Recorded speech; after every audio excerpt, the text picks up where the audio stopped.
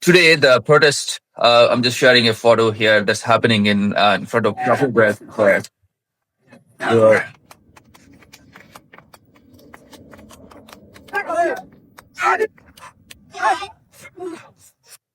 So there are like thousands of people. Most of them are Bangladeshi immigrants in the UK. They're protesting against Yunus government in Bangladesh. Even in the UK, they're influencing changing a minister, like who's a sitting minister of. Good evening and welcome to another episode of the CrossExam. I'm your host, Kazi Mamun. Today, we are deeply honored to welcome someone who has been at the forefront of European democratic reforms and constitutional evolution for decades. Dr. Richard Corbett is a British politician, academic, and former member of European Parliament.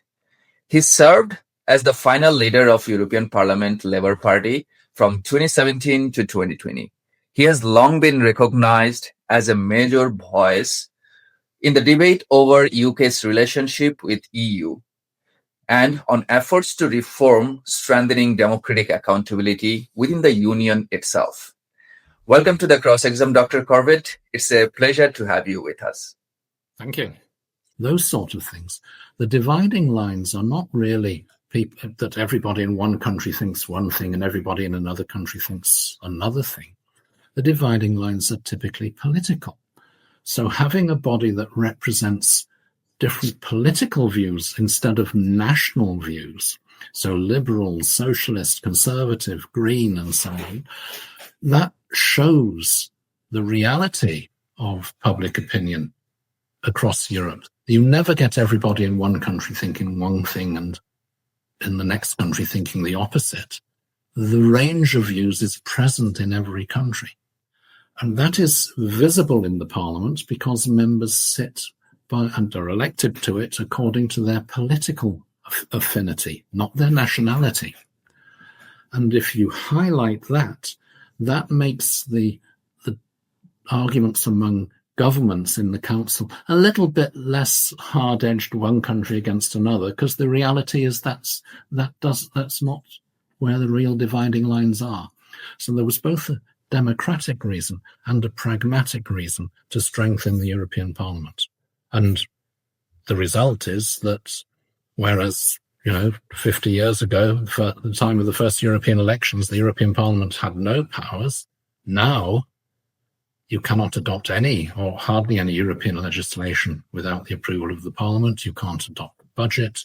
You can't elect the European Commission, the executive, or choose its president without the approval of the European Parliament. You can't ratify international agreements signed by the EU without the approval of the European Parliament. So that has been a big change, which I think is a good change.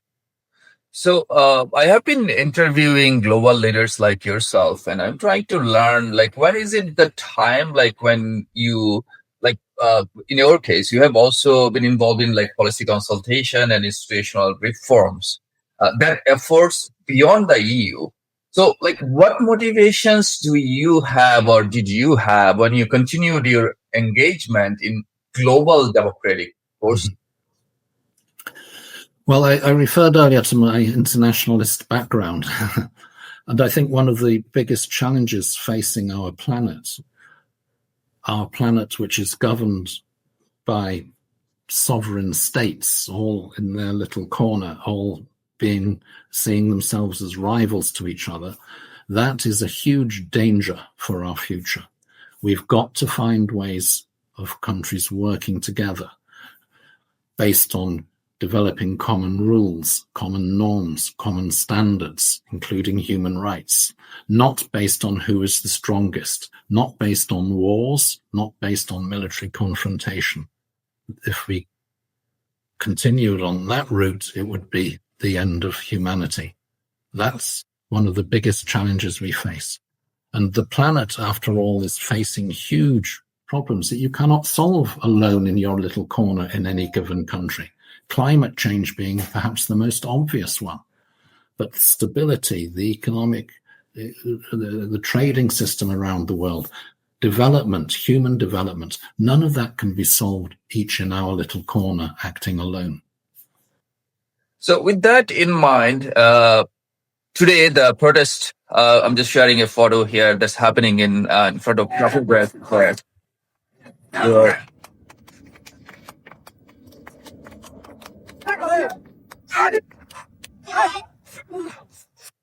So there are like thousands of people. Most of them are Bangladeshi immigrants in the UK. They're protesting against Yunus government in Bangladesh.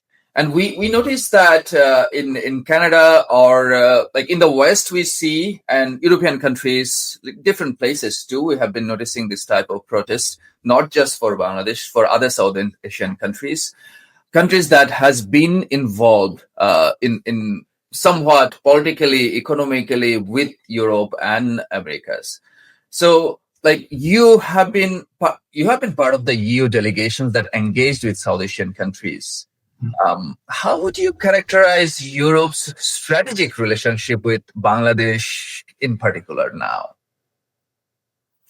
Well, you say now, at the moment, of course, we are confronted with a challenge to the worldwide trading agreements through the World Trade Organization and the system that has been built up to improve trade and mutually beneficial trade, the challenge to that by Donald Trump in America, who has been ripping up agreements.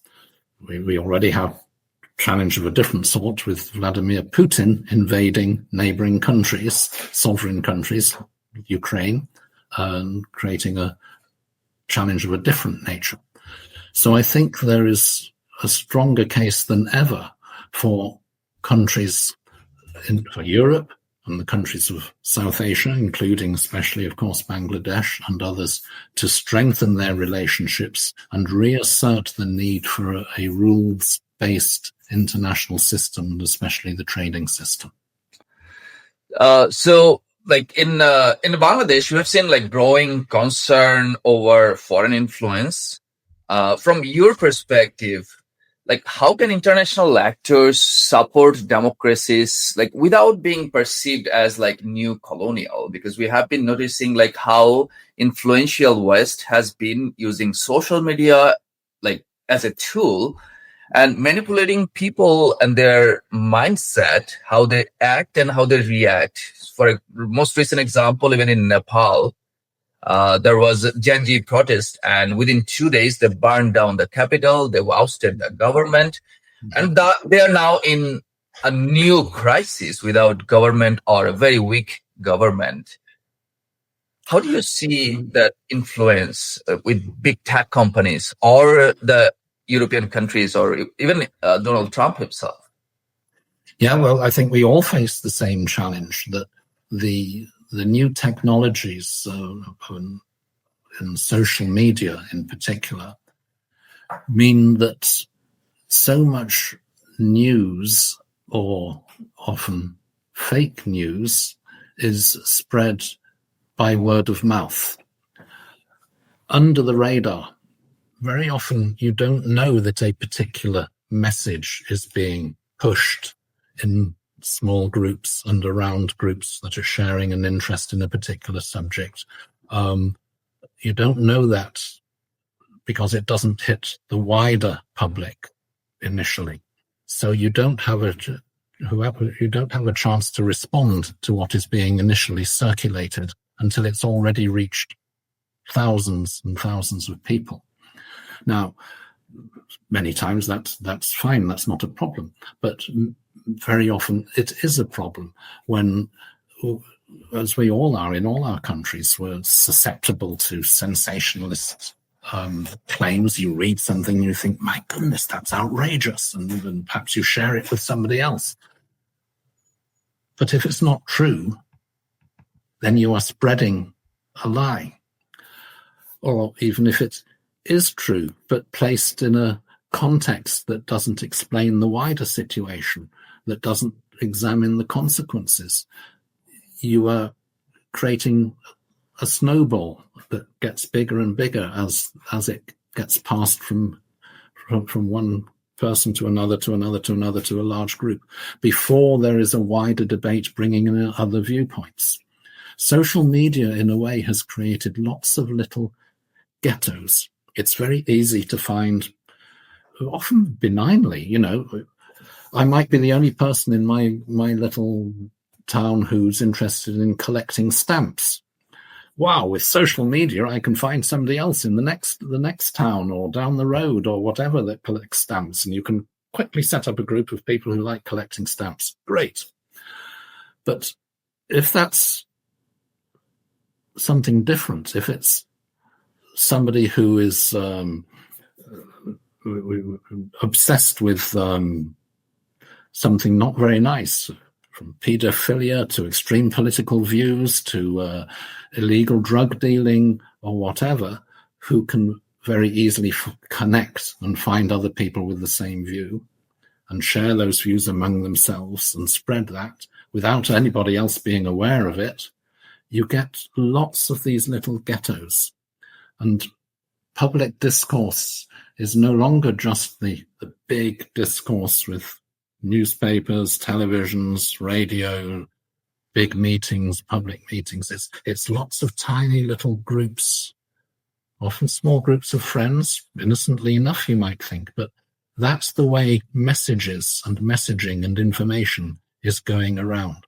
It's word of mouth rather than having a broader viewpoint. My apologies. So we are noticing non-government organizations playing very important role in these protests and social reforming changes that they influence. Like, for example, in Nepal, there is an organization called Hami Nepal that was really in relation with another organization that is funded by the West and America. And when you say the West, who in the West? That is a very important question. Yeah, depends. Yeah, that is a very important question now, because the West I see as it's divided now as well.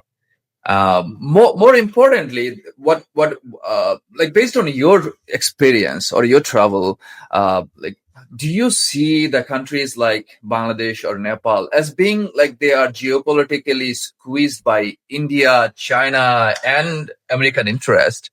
Like, how can they even like preserve their sovereignty and democratic integrity? Because since Sheikh Hasina left in 2024, we are seeing U.S. soldiers now in Bangladesh that never seen before. Oh, really? Oh, I didn't know that. Yeah. Yes. Yeah. So, like, majority of this, like, they don't come in mainstream media, and with that, people are scared. Even people. Presumably, if American soldiers are in Bangladesh, that's the invitation of the Bangladesh government. So that's current government, Yunus-led government, which many things that appointed by United States, and who is not really elected government either. Like, nobody knows when there's going to be another election in Bangladesh now. Yeah. Well, that's the fundamental question, of course, is having free, fair, and democratic elections, so that the basis of your government rests on the legitimacy of having elections, and then it can really say that it speaks in the name of the people of Bangladesh. That's true of any country. And elections that are held, it's not just a question of having an election. You've got to have proper, fair rules for an election. A pluralist media, not all controlled by the government, but not just controlled by one particular interest of big business or of a foreign country or whatever. You need pluralist media.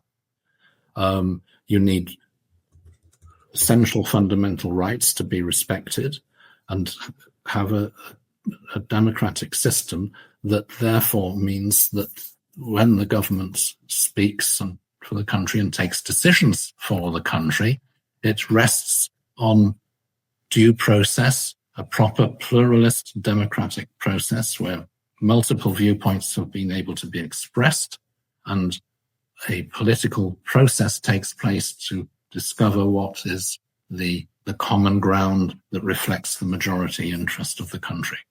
So, like some reports I would like to share with you, like for example, there are like examples of like at least 42 journalists has been arrested by Yunus-led government over past 1 year, and this is a report from the Guardian. And Yunus government is not only influence the local media, also people outside the country, even in the UK. They're influencing, changing a minister, like who's a sitting minister, of course, a public official, elected by people in the UK. And that minister was forced to resign as a treasury minister because there was some accusation against her over from Bangladeshi current anti-corruption investigation, which is like many times Tulip herself asked for clarification, never she got, and finally she was forced to resign. Like, how do you see this geopolitics involving even the UK, their ministry, and where are we going from there? Yeah. Tulip remains an elected member of the House of Commons. She's not resigned or had to be, not at all had to resign from that. She herself stood down while this process is going on in Bangladesh, so as not to embroil the British government in that and to distract the government by having to face that as a major issue in Britain. So she stood aside. There's nothing that will prevent her coming back into government once this process has cleared her, which she's quite confident that it will. How important you think this journalist being released and like to get back democracy, how important it is to have like the real freedom of speech where like at least a journalist can be like free? Yeah. Well, freedom of speech is fundamental. Now, there's a big debate on freedom of speech at the moment across the world with a number of people, including Elon Musk, having a very particular interpretation of freedom of speech, because some people say freedom of speech should have no limits whatsoever, and you should be allowed to make racist comments or to incite crowds to attack people, to take violent action. Most countries have some limits on that, and it's a question of getting the balance right. But the risk in many countries is that governments try to restrict freedom of speech whenever that freedom of speech leads to criticism of the government. That is wrong. You must have the ability to criticize the government in public without fear of reprisals or arrest or censorship or losing your job. That is fundamental to having a pluralist democracy in which different viewpoints can be debated and then compromises sought, workable solutions sought that have the backing of the majority. Is there any like European model or any historical precedent that manage to prioritize like development or human rights that simultaneously, or Bangladesh, they can learn from it, like while improving democratic like institutions? Well, some of the most prosperous countries in Europe are the Nordic countries, Norway, Sweden, Finland, Denmark. They have also been among the most democratic countries for nearly 200 years now, and with high standards of respect for human rights. They've never been dictatorships, except those of them that were occupied by the Nazis during the Second World War for a short period, but internally they were never dictatorships. So I think they are a good example of how democracy and respect for fundamental rights goes hand in hand with economic development. Okay, so in Myanmar, Sri Lanka, and also parts of Indonesia, just recently, we have seen like consequences of unchecked executive powers. Mm-hmm. What cautionary tales do you think Bangladesh can draw from that or this crisis? Well, in a way, we're going back to what we discussed earlier when I was talking about the European Parliament. It's important that executive power is subject to parliamentary scrutiny and to the balancing of a powerful parliament, that you don't put all the power into the hands of the executive. That is risky for democracy, because executives, whoever they are, they like to think, well, we want to do this, but we're held back by the need to persuade Parliament or the need to get a majority here or there. And if they try and circumvent that, they just get more and more powerful and dismissive of other viewpoints. So having a strong Parliament and a strong framework for respecting human rights, fundamental rights of individuals and of minorities, getting that balance right is fundamental. So going back to your experience navigating through Brexit, like how it shaped your views on international cooperations, what lessons can we learn, or like any newer democracies, they can learn from the European experience? Well, what you can learn from the European experience is that Europe was a continent that really messed things up badly and tried to learn from the experience. The wars that constantly took place in Europe, the dictatorships that arose from time to time, regularly, unfortunately, the conflicts that Europe inflicted on the rest of the world that started in Europe, that caused death and misery across the whole planet in many cases. We had to find a better way of doing things. And that effort after the Second World War of rebuilding democracy in each country, but bringing the democracies together at European level to create a structure that binds the countries of Europe together in a way that allows them to work together, to develop common interests, to settle their differences around a negotiating table, to show that actually you have a lot in common, and when you have different views, you have different views within every country, not just between them, that is expressed in a clear and pluralist way, that you have a framework to respect and enforce the respect of fundamental rights. These are not easy things to build up. It took us decades to do that, but it's well worth the effort because, whether we like it or not, we are all interdependent. Across Europe, countries are interdependent. Across South Asia, across the world, we are interdependent. And we've got to recognize that and create ways of working together, structures, rules-based systems that enable us to work together without resorting to violence, conflicts, and so on. That is the key issue facing humanity going forward. We're noticing polarization even in the West too. Like, yes, there is democracy, but there is democracy, and there is economic growth too. Like, we navigated through COVID, and we also are navigating through the tariffs somehow. But if you look at the democratic institutions, they are being weakened due to the polarization between left and right. How do you see the future democracy is going to work with so much divide in people? Yes, it's a challenge accentuated by what we discussed earlier about the rise of social media and the way information, and often false information, is spread now under the radar by word of mouth in different groups, creating sometimes very unfortunate and often needless tensions.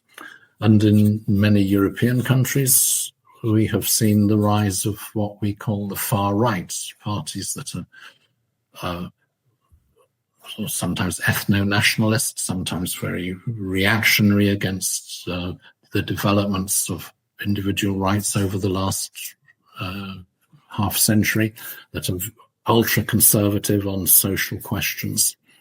And they have made alliances and done, they've been getting up to a third of the vote in some European countries. And that is a new challenge.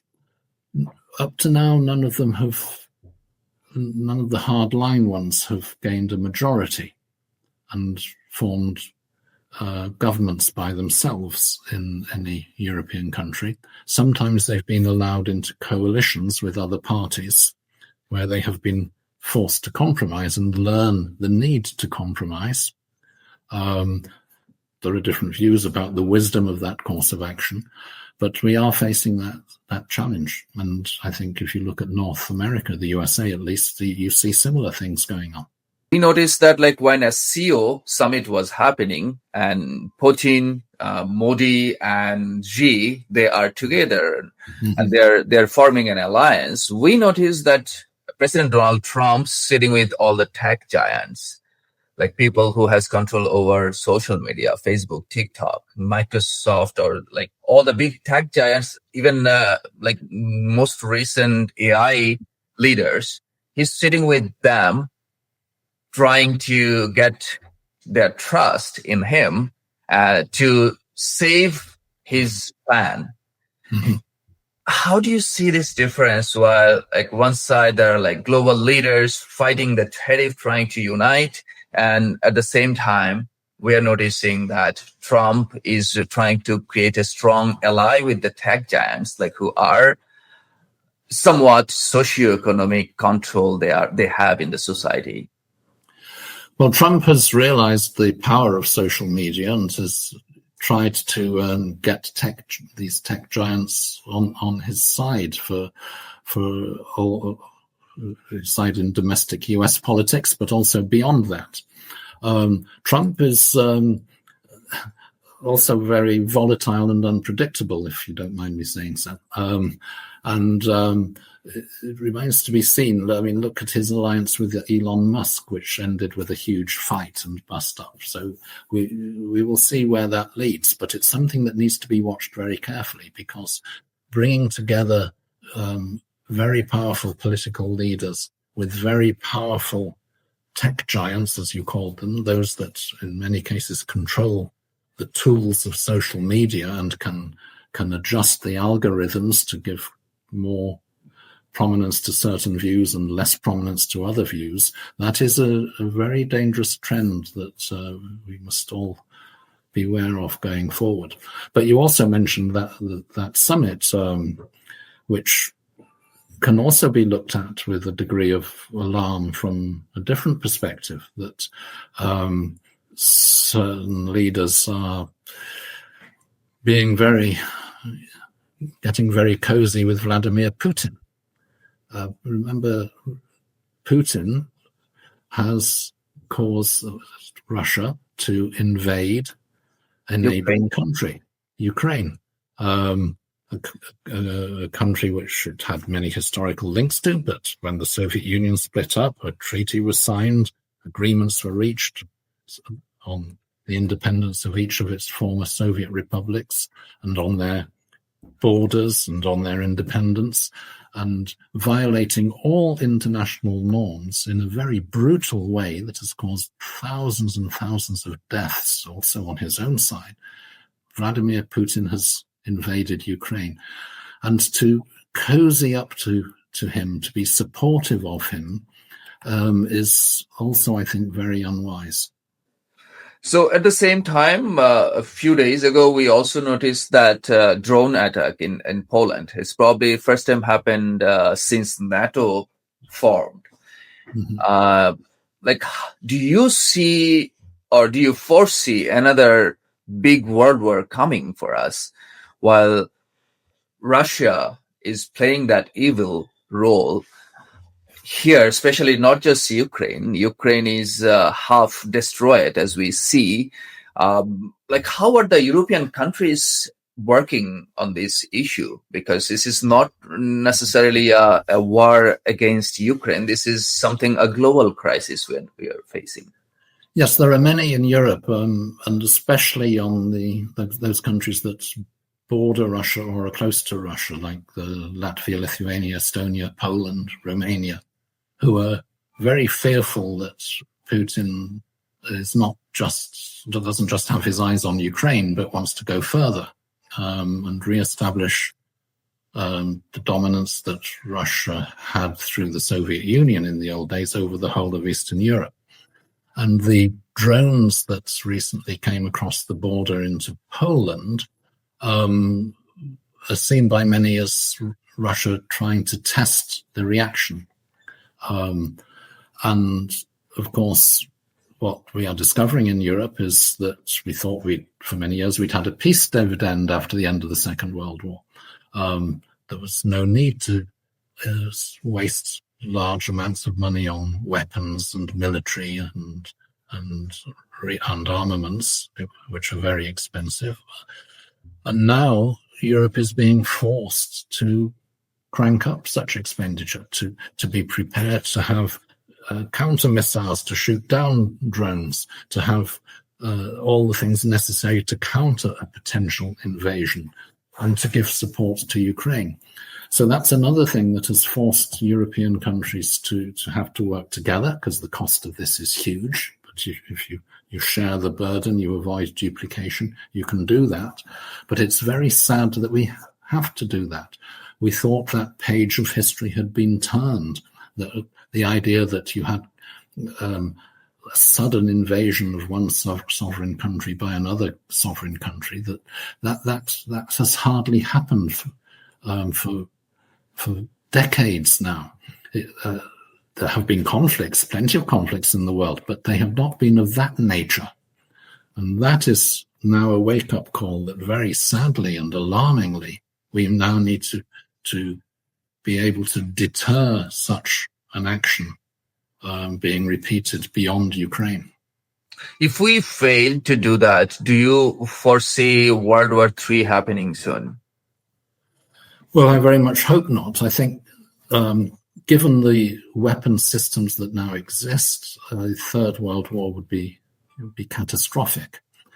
What you might well have is probing, attempts to do a little bit here and a little bit there and seeing if there's a counter. But there's a big risk in that of miscalculation, that things escalate. You think, well, he's doing this, we'll do that. So he then does that. So we then do that thinking, right, now he'll back down. But he doesn't, and he goes further. And he thinks they'll back down, and they don't, and they go further. It can be a very risky cycle of escalation. But on the other hand, to do nothing and say, okay, you can have Ukraine. Yes, it's outrageous, but we're not going to do anything about it. That would also be counterproductive, because Putin might then think, well, nobody stopped me with Ukraine. Who's going to stop me if I go for Estonia or Finland or whatever? So getting that balance right is very, very tricky, and it's hugely risky. And I am afraid of the future in that respect. Do you see it's kind of being risky, while we are noticing President Donald Trump is using this as like leverage to negotiate his tariff with Europe? Yes, well, Trump is a problematic factor in that respect. He's undermined confidence in Europe that he would stick to the NATO rules, that an attack on one is an attack on all, that he would commit America to supporting European security. He's unleashed a trade war with multiple countries across the world, but including with Europe. And how to deal with Trump is what European countries are wrestling with. You mentioned the trade deal now between the European Union and Trump. In a way, the EU has made a big concession to him to avoid worse on the economic front, but also thinking that escalating an economic conflict with Trump might worsen the security situation, given what's happening in Ukraine and the Russian threat to Europe.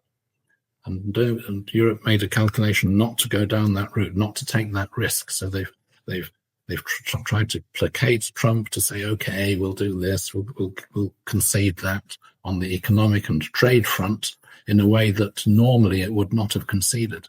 Global power shift. We see China rising. The US is reasserting their Indo-Pacific control.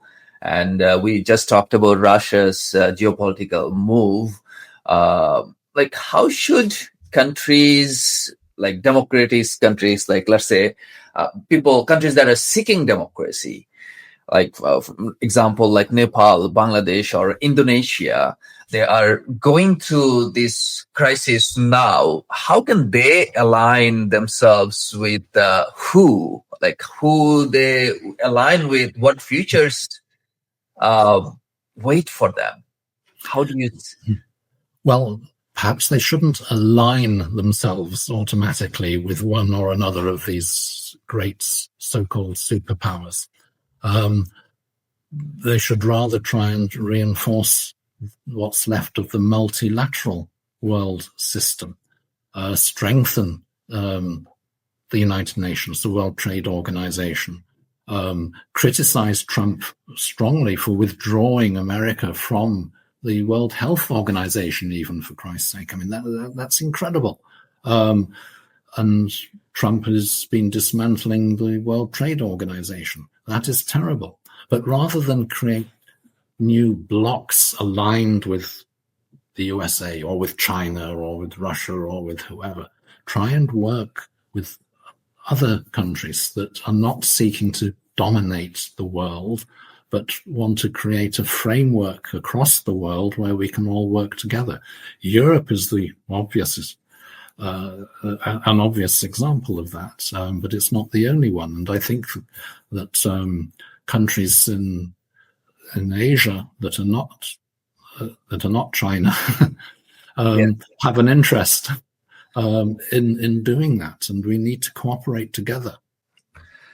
If I'm not mistaken, you recently worked on Qatargate inquiry. Do similar integrity challenges exist in, like, how aid or influence operates in South Asia? Like, how can we ensure the transparency on that?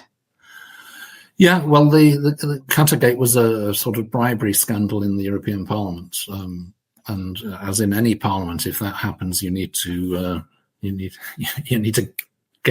crack down on it. But the actual case in question is still before going through the judicial procedure. It's still not finished. The Belgian authorities are the ones responsible for that because it happened in Belgium. But what the European Parliament did to draw the lessons of that was to change the internal rules of procedure of the Parliament and the code of conduct for members. And they've brought in some quite strict rules, which I think are a good thing. In fact, they're stronger rules than exist in many national parliaments in Europe. So now any member of the European Parliament has to declare all meetings with outside interests, be they commercial interests or third country interests, log them in a register. They have to they're not allowed to receive financial assistance beyond a very small courtesy level. You know, you can be given a bottle of wine or something, but not any substantial. They even have to register all their assets at the time that they are first elected, and again at the time when they leave office. So if anybody has, during the period of being a member of Parliament, suddenly become very rich, that will be visible, and people will start saying, oh, the journalists will look into it, judicial authorities may want to look into it. So there's a lot of new tough rules that will hopefully make it much more difficult for anything like bribery or corruption to take place. Do you see similar integrity challenges exist in like how the aid and the influence works in South Asia, like even countries like in Bangladesh? I don't know enough about individual cases of such things. All I would say is that parliaments across the world, countries across the world, need to have robust systems of transparency, the finances of elected representatives, rules against receiving outside money, proper rules on the financing of political parties, banning big donations, I would say, and all these things are a fundamental part of democratic infrastructure that have for too long been neglected, but in the modern world we really need to toughen up on those everywhere, not just in one country or another. All countries. My last question, what gives you hope today? Are there examples of resilience, innovation, or public participation in Europe or in South Asia that inspire you? I must confess that the last few years have not been ones that have caused my levels of hope and confidence in the future to rise. I've seen many more reasons to be apprehensive and fearful of the future, whether it's in the way that politics is functioning or our failure to adequately address the threats to the planet of climate change. There might not be any human beings left to discuss these issues in 100 years' time unless we are a little bit better at dealing with that issue. So I am worried. But one thing that continues to inspire me, not because it's perfect, it isn't, but compared to what existed before, remains the European Union. Europe was terrible until the Second World War, and it inflicted its conflicts on the rest of the world as well. And the way those countries after the war sat down and said, look, we need to find a better way of doing things, otherwise we're all dead in the long run. That, I think, is something that was inspiring. And even if it's not perfect, it's turned a corner and managed to make a lot of progress.